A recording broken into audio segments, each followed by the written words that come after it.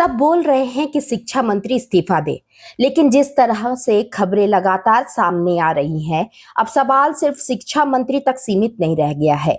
जवाबदेही सबसे ऊपर तक तय होनी चाहिए। नीट जैसी परीक्षाओं को लेकर कभी पेपर लीक, कभी फर्जी अभ्यर्थी, कभी बायोमेट्रिक में गड़बड़ी और कभी किसी तरह से घोटाले की खबरें सामने आती रहती हैं।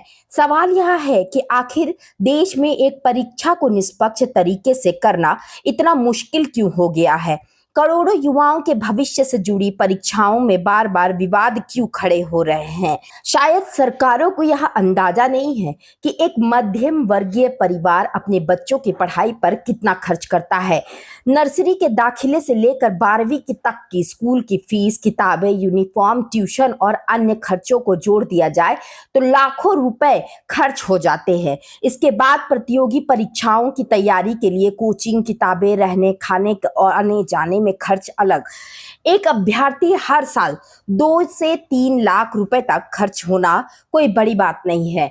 कई परिवार अपनी जरूरतें कम करके बच्चों को सपनों में निवेश करते हैं। सरकारी नौकरी की तैयारियां करने में युवाओं के लिए सिर्फ परीक्षा नहीं होती है, बल्कि कई वर्षों की मेहनत, उम्मीद, पूरे परिवार का त्याग का सवाल होता है। एक फॉर्म भरने से लेकर परीक्षा केंद्र तक पहुंचने में हजारों रुपए खर्च हो जाते हैं, लेकिन परीक्षा ही विवादों में घिर जाती है। पेपर लीक हो जाते हैं, भर्ती प्रक्रिया में वर्षों तक लटक जाती है। चयन के बाद भी नियुक्तियों में देरी हो तो नुकसान उसी ईमानदार छात्र का होता है जिसने दिन रात मेहनत की है। दुर्भाग्य की बात यह है, हर बयान आते ही जांच होगी, दोषियों को छोड़ा नहीं जाएगा, लेकिन व्यवस्था में बड़े बदलाव कम दिखाई देते हैं। कई मामलों में तो अधिकारियों की जवाबदेही ही तय नहीं होती है। संघर्ष का बोझ आम छात्रों और अभ्यर्थियों को उठाना पड़ता है। अगर केंद्र और राज्य सरकारें शिक्षा व्यवस्था को सुधार नहीं पा रही हैं,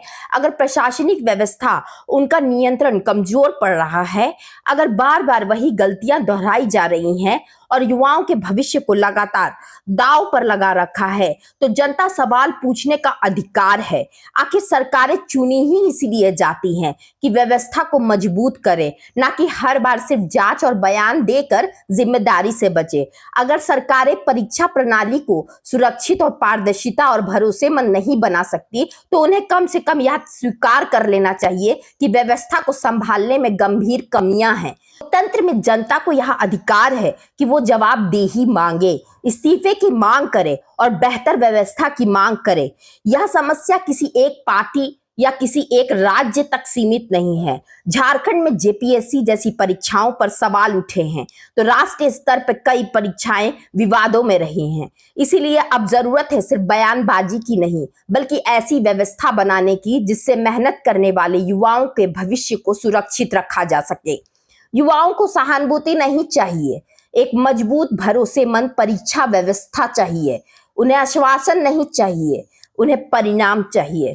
क्योंकि आखिर सवाल सिर्फ इतना ही है, क्या देश में ईमानदारी से मेहनत करने वाले छात्र अपनी मेहनत के बदले एक निष्पक्ष व्यवस्था के हकदार भी नहीं हैं?